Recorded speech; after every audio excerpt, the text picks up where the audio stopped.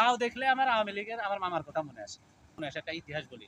আমার মামা, আপন মামা কিন্তু, উনি আওয়ামী লীগ।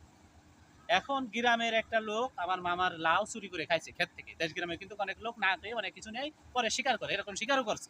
এটা চুরি বলে না, দেশ গ্রামে এটা স্বাভাবিক ব্যাপার। নতুন লাউ উঠলে চুরি করে নেয়, নিয়ে পরে স্বীকার করে লাউটা অনেক ভালো। তো এরকম ঘটনা ঘটছে, আমার মামার লাউ চুরি করে খাইছে গ্রামেরই একজন লোক, আপনার সমাজেরই তো একজন লোক। তার বিচার কিভাবে করেছে, 2500 টাকা জরিমানা নিয়েছে শুধু আওয়ামী লীগ দেখা, ক্ষমতা দেখে একটা লাউয়ের দাম 2500 টাকা নেওয়া হয়েছে। এই হলো আওয়ামী লীগ। কেন যে আমি আওয়ামী লীগ বিরোধী এটা বুঝতে হবে। আর এই সেই সমাজেই বিএনপি গুলা কি করতেছে, চুপ আছে।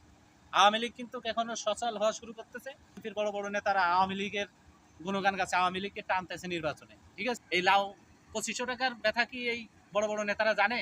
আওয়ামী লীগের এই নির্যাতন গুলা কি এই ফখরুল সাহেবরা জানে না।